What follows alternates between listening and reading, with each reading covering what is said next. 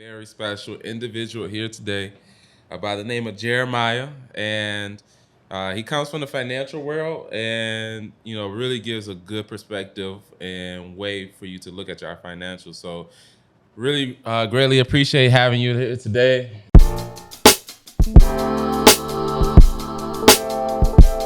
Jeremiah, tell us a little bit about yourself, where you're from, and we can start with that. Okay.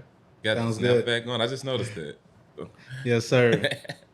So, yeah, well, I'll dig into the hat a little bit later. Okay. But so, appreciate you from having me on first and foremost. Absolutely. And so, say a little bit about myself. So, I'm originally from Bellwood, which is a suburb right outside of the city of Chicago on the west side. So, my parents grew up on the south side, and just before they started having children, before my brother and I, then they moved over to the west suburbs where they had a little bit more help with the kids, and never went back to the city. Always resided in Bellwood for the most part, until my parents relocated once I went to undergrad. So, Gotcha. but yeah, overall, never left.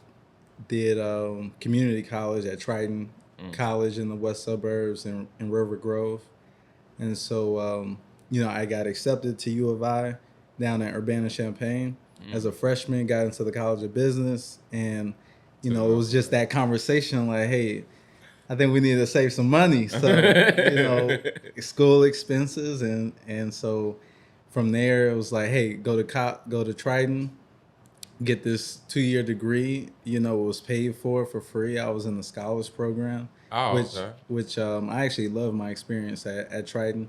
Made some great lifelong friends there, and then reapplied to U of I. Got in again, College of Business, and um, that's man, that was a journey in itself. So you're fighting the line now.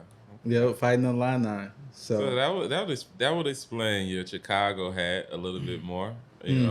Having so many deep ties within Chicago. Can you touch on that? I was just so interested. You got a suit on and you got a Chicago. I'm so interested to understand. for sure, for sure. So really, I wanted to wear the hat because it definitely helps with who I am in the roots, and it relates to finance from the standpoint of I remember maybe I was like a preteen. I was in middle school for sure. Like Jabos were hot. I'm sorry, I'm maybe telling my age a little bit Hey, I for the had some audience, bows but too. Jabos were hot. The straps on the back of the Air Force Ones, and the fitteds were in, and so I wanted to be up on the latest styles, and so I remember one day talking about this hat I wanted to get, and my dad was just like, "No, you don't need that hat. Just save your money. You don't need that hat. You don't need to waste your money on that." And so, so just from a, that upbringing of having a balance of what you spend money on and what you don't spend money on, and I mean at that point it's like, hey, it's a hat. I never wanted for anything. I didn't grow up with any kind of stories of like our lives being cut off or anything like that. I have friends, or I've definitely heard those stories, but um, that was something that just kind of stuck with me. It's like, man, why can't I have this what I want? And so I think today that just translates to, when I'm advising people and kind of coaching them on their decisions when it comes to money and personal finance. There are decisions and there's give and take, and sometimes you really want something and you buy it and everything is okay, and sometimes you really want something and you buy it and in hindsight you have regrets, right? So I would say today, for me personally, probably one of the reasons why I don't buy a lot of clothes or hats or shoes, more on the limited side, is because of that experience growing up. And I find that a lot as I talk to different people on the day to day, advising, that our upbringing and our experiences have a lot to do with how we think about money when we're in adulthood and our decisions and our actions. Mm. And sometimes it's also like you end up doing the opposite of what you grew up to do. So I find that sometimes you like to emulate. Sometimes you want to, do the complete opposite of what you learned or what you observed, or sometimes it's somewhere in the middle. So, but that's kind of the hat. That's the hat story. Hey, that's a good story. You wrap that around really good because it really gets down to your roots when it comes to where you are today with the financial world and just having that early like it's really unique because if you look at all these kids in the hood and you see the type of living conditions and then you see this person grew up to be a statistic, for lack of better words, in a lot of situations. I mean, a lot of times you could just go back to their childhood, so it's, definitely a good segue into uh, that I think that you brought in that early lesson, and you probably could have got it, but it's still like it's a reason why you can't get it at this time. And if you are going to get it, you need to set aside this. So I think that, speaks to who you are and what your business is. So let's um let's touch on your business and what do you do for clients and how did you get into that? When did you start actually? Okay, so my business. So I'm a financial advisor, entrepreneurial financial advisor. So I started a scratch financial services business full time back in the beginning of 2016. Mm, And so today, the practice looks like, I'm serving about 300 clients. They're spread out across maybe 15 to 20 states, mm. give or take.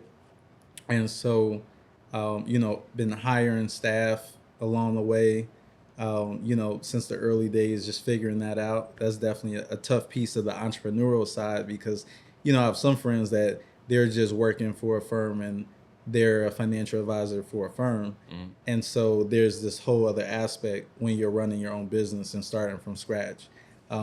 Because, when we first start, we don't have much staff, so we're everything, right? We're the bookkeeper, we're the marketer, we're the You're everything. salesperson, we're the calendar manager, the everything, The man of many right? hats. Many hats, many hats, many hats.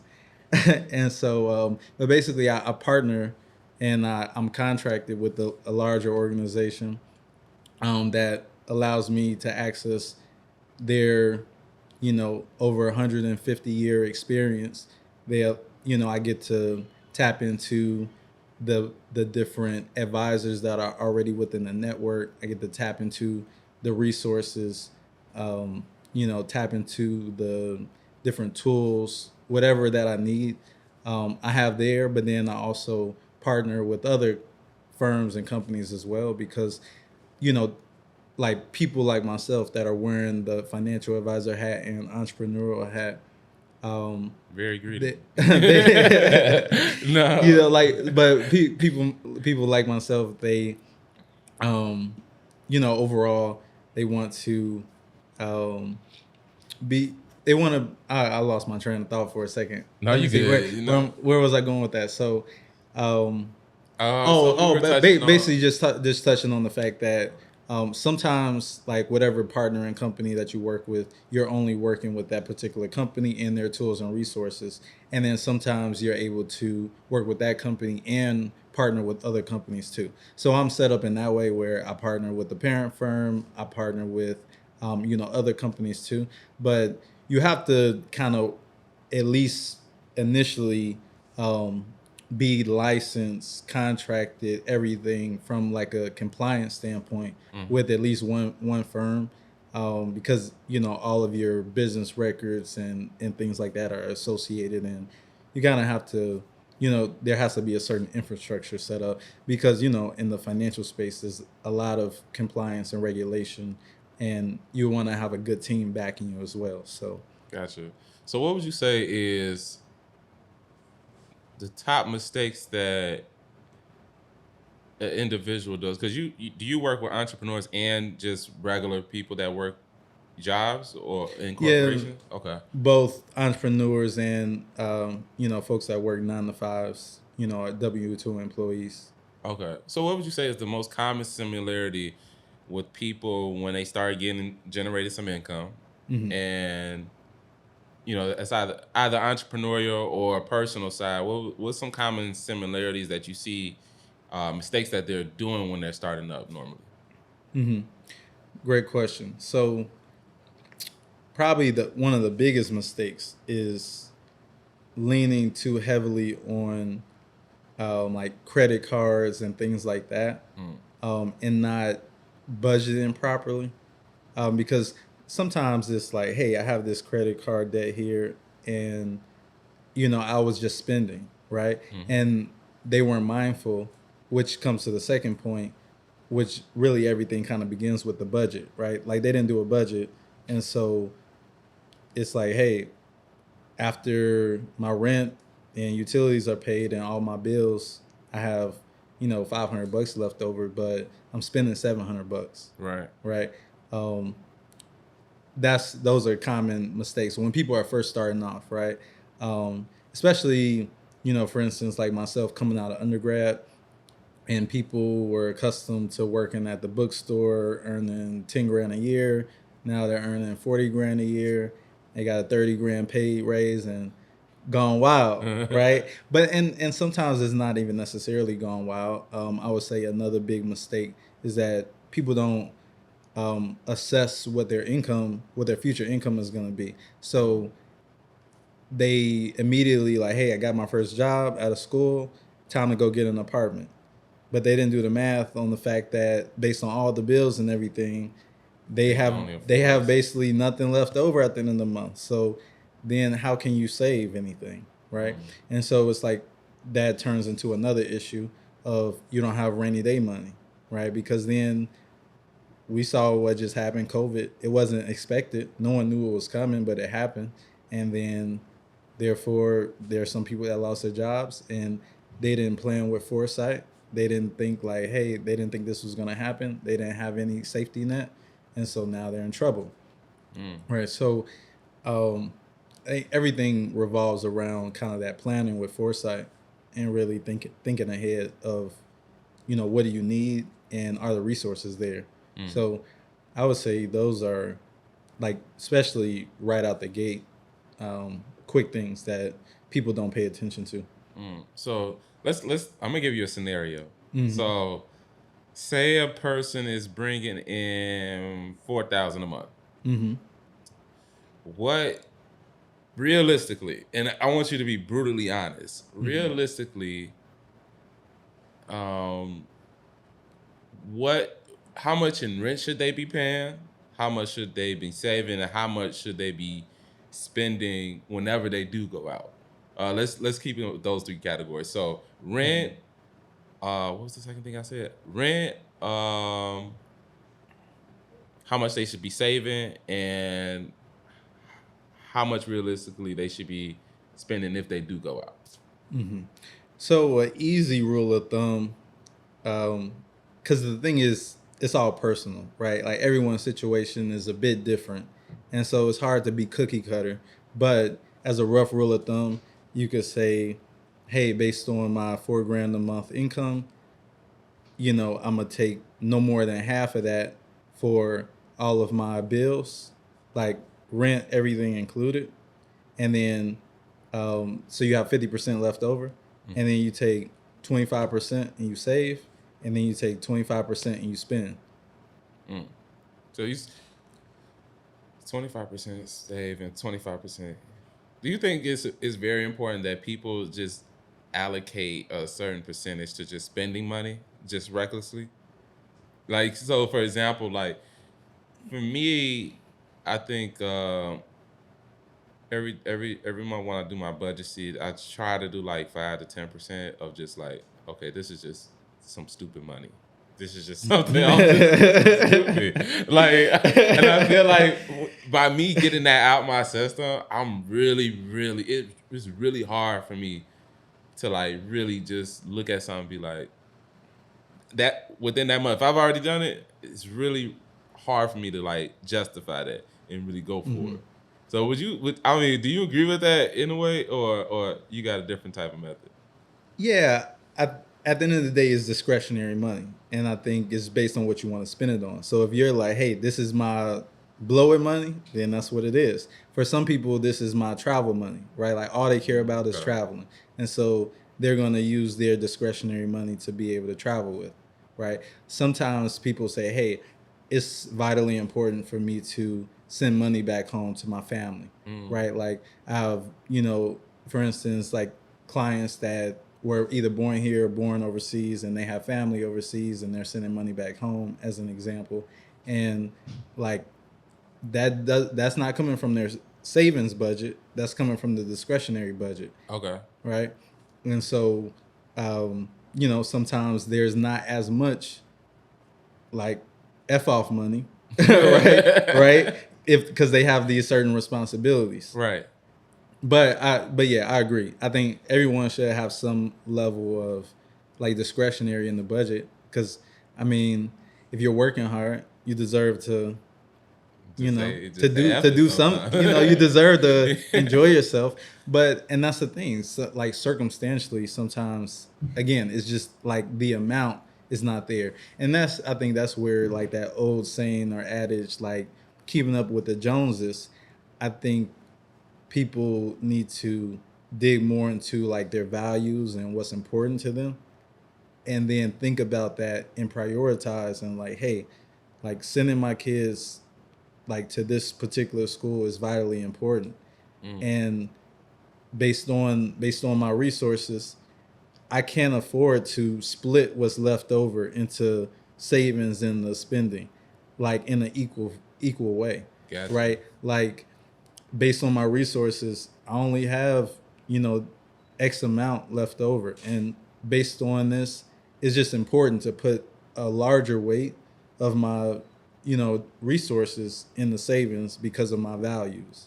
Gotcha. Right. Okay. And so I think, right, if people do more of thinking about, okay, what is really important for me, and then like set a game plan, write it out, put some dollars behind it, put some time frames behind it, do the math behind it, then you can measure and you can be able to say, hey, based on these dollars, I know that by me saving X amount or investing X amount over a course of 15 years, I'll reach my goal. Gotcha. And now the leftover money over here, I feel great about spending. Like I feel great about going and blowing it, right? Because I've already done my job. Like my chores were already done in the morning. And now I can go kick it the rest of the Saturday. Gotcha. Okay. I like that. I like that. I think I'm gonna adopt that a little bit better. A little bit better. You know what? I want to ask you because you are so you do deal with a lot of clients that have high revenues, and one thing I want to I want everybody else to see is like common similarities that they do that other people just constantly mess up, and it's like if you implement this, like it can change your life in that perspective. So, what is one common similarity that you see, and it could be six figures, seven figures, eight figures. We all understand. Like once you get past a certain amount, it's just okay, you're comfortable. So, what do you Right. see with those people and those higher earners, where their bottom line is super low, that they each of them do, that's very similar to each other? Yeah, that's a good point you made about once you get to a certain income level, you're comfortable. And I talk about that a lot from the standpoint of our bills and expenses can only get so low, right? Like, if you live in the city of Chicago, your rent can only get so Two, low. 3,000 for Right. a studio. Right. But again, it can only get so low, right? Just based on the cost of living in the area that you live in. So it's like, hey, maybe if you make 50 grand a year, your lifestyle is kind of tight because a larger percentage of your income is going to fixed expenses and bills. But maybe just a clip above that, and maybe if you are at 75 grand a year, that's the world of difference. Mm. And now that gives you more comfort, more peace of mind to be able to pay your bills, but also have fun and also save money, right? But like to your question, once you get in that 6, 7, 8 figures, some of that doesn't matter anymore, right? But as a mentor said recently, right, luxuries become necessities, right? And so as you earn more, you get into that habit of now you can't shop at Aldi. You got to shop at Whole Foods every time, right? Every time, So right? expenses go up. Right? You're not shopping at the Gap, right? You shopping at Louis all the time. Hey, I still, I'm not putting my business out there, but He said all he these, about to say, I'm I'm not shopping at the Gap. I'm a faithful customer of all these. Hey, Gap, Kanye just, hey, I'm a good thrifter. I'm gonna put it like that. I'm a good thrifter, but that's besides the point. But yeah, you were Right. saying, I'm sorry. So the commonalities between once you get to that income level, I mean, I would say one of the main commonalities is, you know, they're all finding a great advisor, a great accountant, a great team to be able to lower the taxable income, right? Like, how do I lower the taxable income? Because, we're in America. Uncle Sam wants his cut. You know what they say, right? We can't avoid death or taxes, and so I mean, death we definitely can't avoid. If you're talking to smart people, you can avoid at least some taxes. Yeah. Right, and that's the goal for them. Creatively. Right, creative legal ways, legal loopholes, wherever you want to call it. As a mentor would call it legislative grace. is what I've learned to adopt, right? But that's the idea. Gotcha. Right. Okay. I want to thank you for coming here. Where can people find you, Jeremiah? So the best is because, as you know, I wear many hats, and there's a lot of channels that I could be checking. So if you shoot me a text at 708-703-2972, that's a very immediate way. You can shoot me an email. It's my first name dot last name. So Jeremiah.Williams at nm.com, N as in Nancy, M as in mother.com. And you can find me on LinkedIn. You can find me on Instagram. There's not much there for you to see just yet. That is to come. But I'm at JWILLPLAN. JWILLPLAN. JWILLPLAN. Jeremiah will plan for you and your future and your kids and your kids' kids.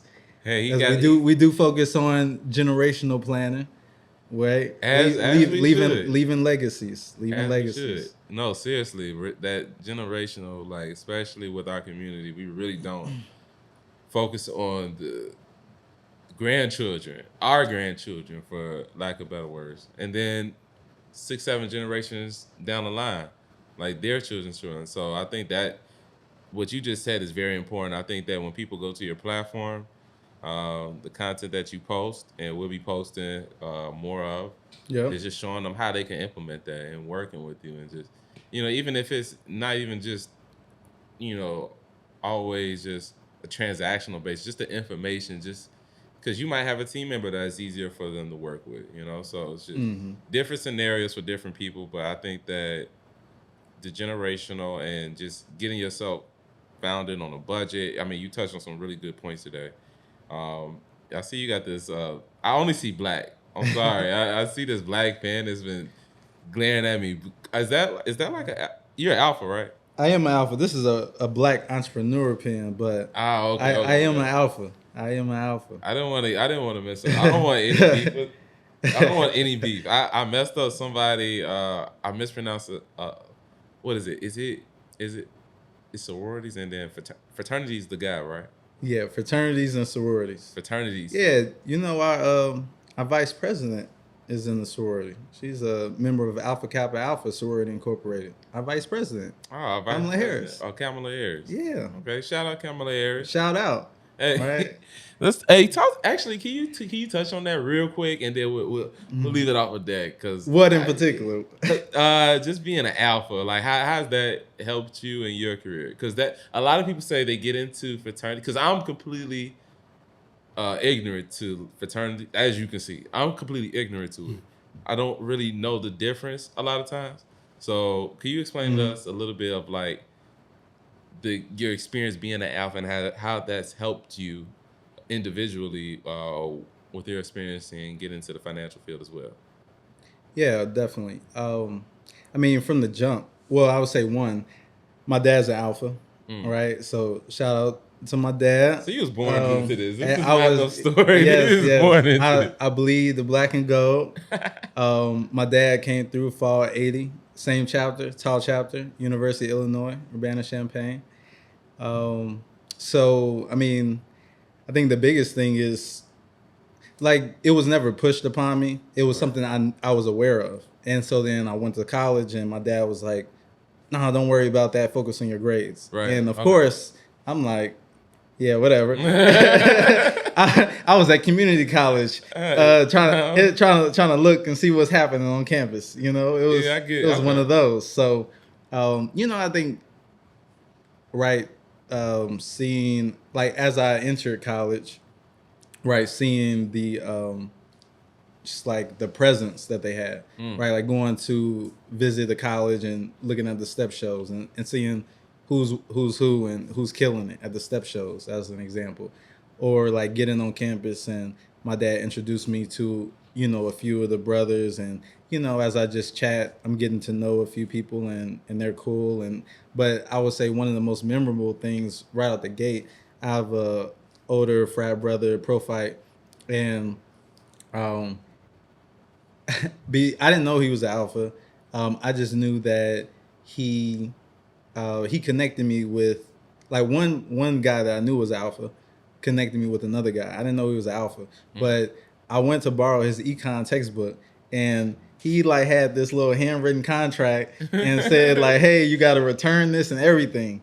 And so like in hindsight, learning that he's an alpha, and now as I think back, I'm like, that's what alpha men do. They on the P's and Q's. They make sure the I's are dotted and the T's are crossed. and that's how it was. And so, it's just the impact, the events, the presence, the looking sharp, wearing the ties and the suits. I see. But then we have a great history, right? Shout out to our brother Dr. Martin Luther King Jr., right? Absolutely. Cross Sigma chapter. Okay. And so we, that's just one name. But I think we can mic drop after that name, right?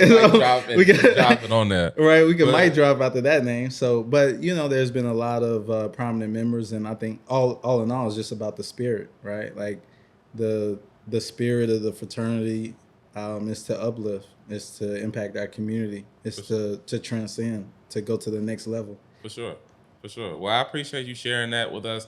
Thanks for joining us today on this episode, and love to have you again one of these days whenever you're not busy handling somebody's financials. But that's it for this episode. Thanks. I want you guys to thank Jeremiah. Follow him on all those social media platforms that he listed. We'll have everything in the description, and we're out.